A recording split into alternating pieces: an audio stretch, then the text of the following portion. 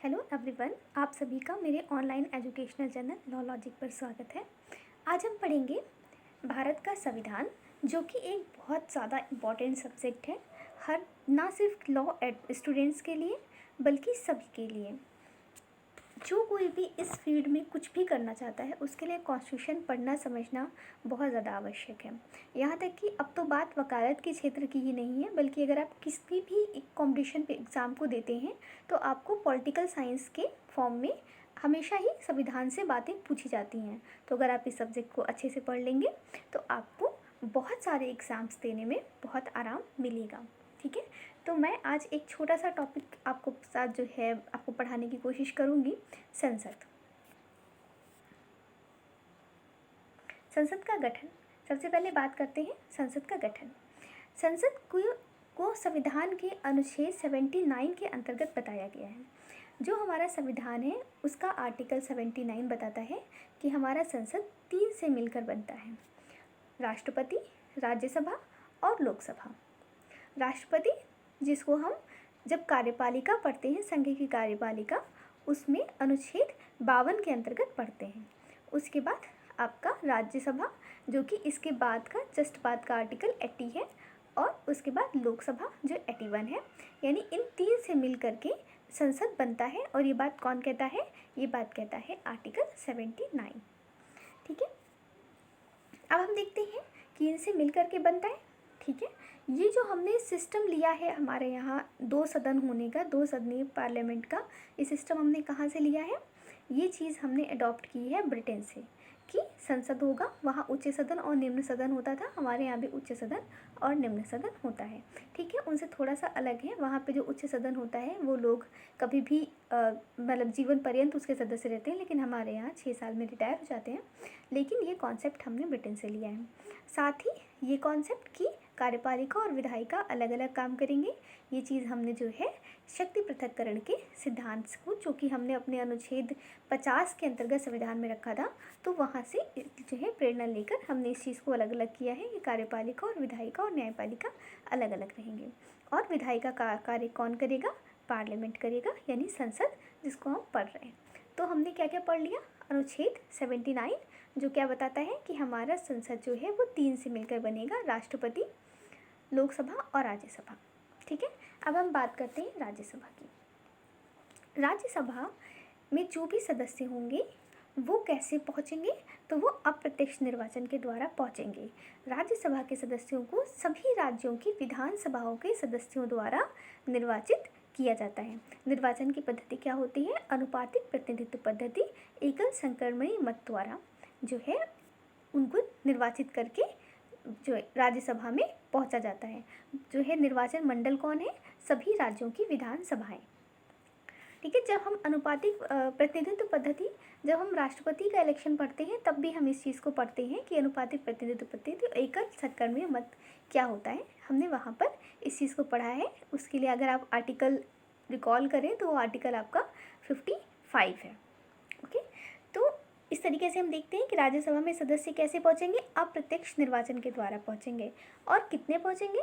तो पहुंचेंगे 250।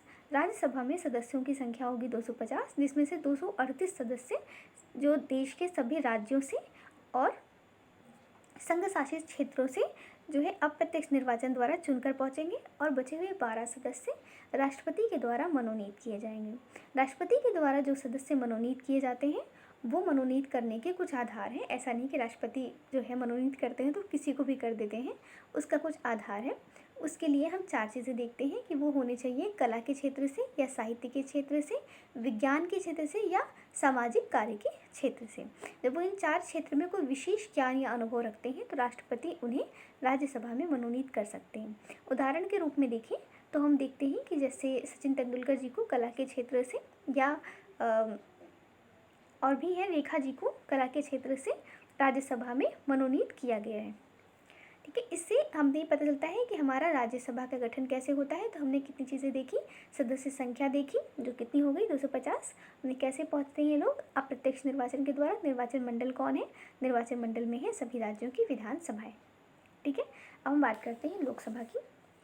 लोकसभा का गठन जो है वो होता है, लोकसभा का गठन प्रत्यक्ष निर्वाचन के द्वारा होता है। जैसे हमने राज्यसभा में बात की थी अप्रत्यक्ष निर्वाचन, वैसे ही लोकसभा प्रत्यक्ष निर्वाचन के द्वारा होता है। प्रत्यक्ष निर्वाचन का मतलब क्या है? जब डायरेक्टली देश की जो जनता है, नागरिक खुद जाकर के वोट करते हैं, उसे हम प्रत्यक्ष निर्वाचन कहते हैं। और अप्रत्यक्ष निर्वाचन का मतलब होता है जब जनता खुद जाके वोट नहीं करती, बल्कि जनता जिन प्रतिनिधियों को चुनती है वो प्रतिनिधि जब आगे जो है किसी अन्य को चुनते हैं तो हम कहते हैं कि उसका व्यक्तिगत निर्वाचन अप्रत्यक्ष निर्वाचन के द्वारा हुआ है। जबकि जब देश की जनता यानी मैं और आप खुद जाके वोट करते हैं तो वो क्या होता है? वो प्रत्यक्ष निर्वाचन होता है। तो लोकसभा में सदस्यों की जो नियुक्ति होती है, चयनित होती है, वो किस माध्यम से होते हैं? तो वो प्रत्यक्ष निर्वाचन के द्वारा चयनित होते हैं। सदस्य संख्या कितनी होती है लोकसभा की? सदस्य संख्या लोकसभा की होगी 550, जिसमें से 530 सदस्य सभी राज्यों से चुनकर पहुंचेंगे और 20 सदस्य सभी संघ शासित प्रदेशों से चुन करके लोकसभा में पहुंचते हैं। अभी 2020 के पहले तक, जब तक 104 संविधान संशोधन नहीं हुआ था, उसके पहले तक ऐसा था कि 2 सदस्य आंग्ल भारतीय समुदाय से राष्ट्रपति मनोनीत कर सकते थे लोकसभा में, यदि राष्ट्रपति को ऐसा लगता कि जो लोकसभा है उसमें आंग्ल भारतीय समुदाय के प्रतिनिधित्व तो कम है, तो उस स्थिति में वो उन्हें 2 सदस्यों को नियुक्त कर सकते थे। लेकिन ये 95 में अमेंडमेंट करके 2020 तक के लिए बढ़ाया गया था, लेकिन 2020 में जब संवैधानिक संशोधन किया गया तो उसमें इसे आगे नहीं बढ़ाया गया, तो इसके कारण ये प्रक्रिया 2020 में ही समाप्त हो गई और अब आगे ये कभी भी फॉलो नहीं की जाएगी। ठीक है, तो हमने देख लिया कि किस तरीके से सदस्य आते हैं लोकसभा के अंदर। तो प्रत्यक्ष निर्वाचन के द्वारा कितने आते हैं? 550 आते हैं, 530 होते हैं राज्यों से और 20 होते हैं संघ शासित क्षेत्रों से।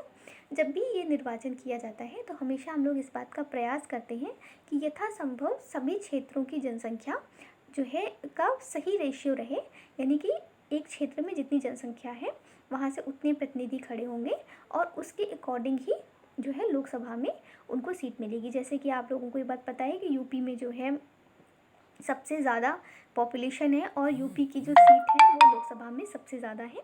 लोकसभा में 80 सीट यूपी रखता है। तो इस तरीके से आप समझ सकते हैं कि जो जनसंख्या के अनुपात में सीटों का बंटवारा किया जाएगा ताकि सही अनुपात में प्रतिनिधित्व किया जा सके। ठीक है, अब हम बात करते हैं कि राज्यसभा और लोकसभा का कार्यकाल क्या होगा। जो लोकसभा है इसके लिए हमारा अनुच्छेद है 83 83। जो लोकसभा है, राज्यसभा है, उसका कभी भी विघटन नहीं होगा। 83 क्लॉज 1 ये बात कहता है कि राज्यसभा कभी भी विघटित नहीं होगी। यह राज्यसभा क्या है? एक स्थायी सदन है, इसका कभी भी विघटन नहीं किया जाएगा, परंतु क्या है, इसके 1/3 सदस्य प्रत्येक दूसरे वर्ष सेवानिवृत्त हो जाएंगे।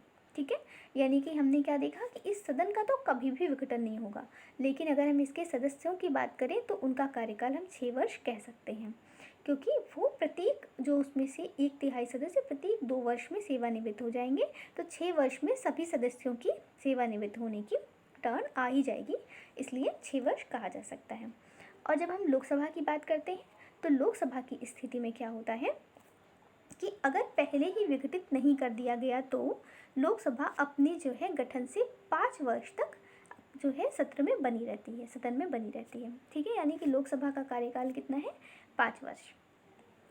लेकिन अगर उसे पहले ही विघटित नहीं कर दिया गया, कैसे विघटित करते हैं उसका प्रोसीजर राष्ट्रपति के, जब राष्ट्रपति को पावर्स हम पढ़ते हैं तो उसमें हम पढ़ते हैं इस चीज़ को।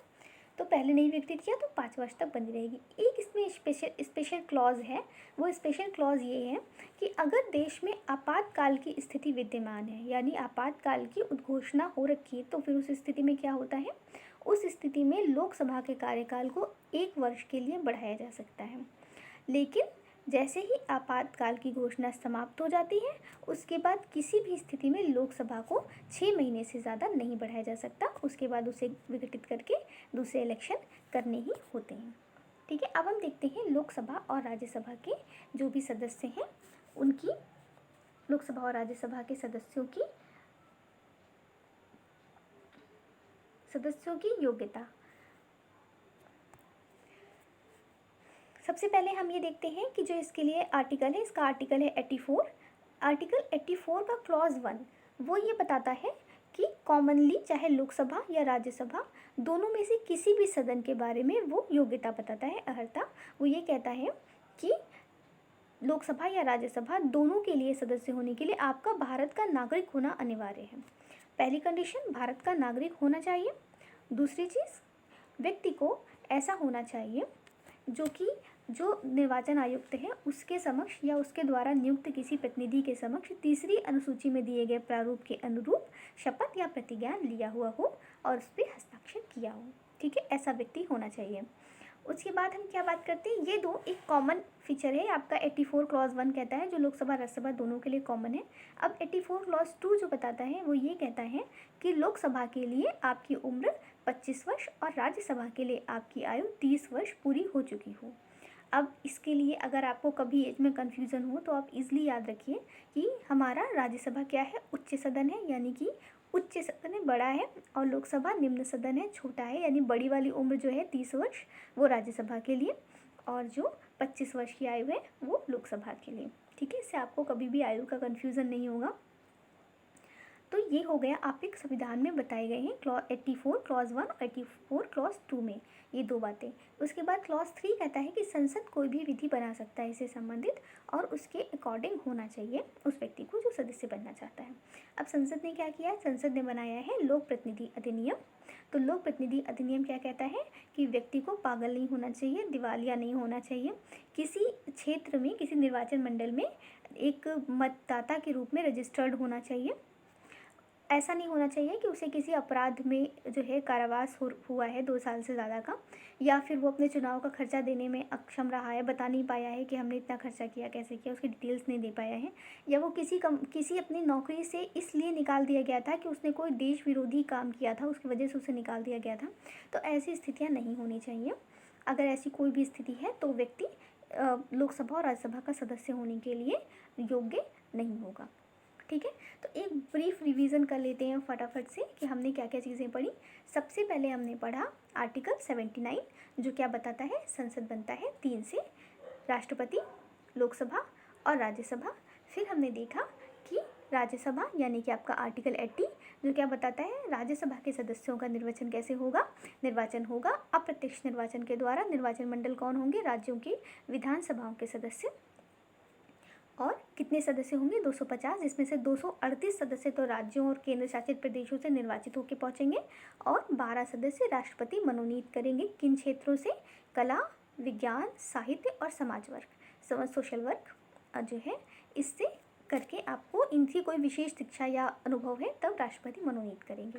ठीक है, लोकसभा में हमने देखा कि प्रत्यक्ष निर्वाचन के द्वारा सदस्य चुनकर पहुँचते हैं सभी राज्यों से 530 सदस्य और सभी केंद्र शासित प्रदेशों से 20 सदस्य चुन करके लोकसभा में पहुंचते हैं।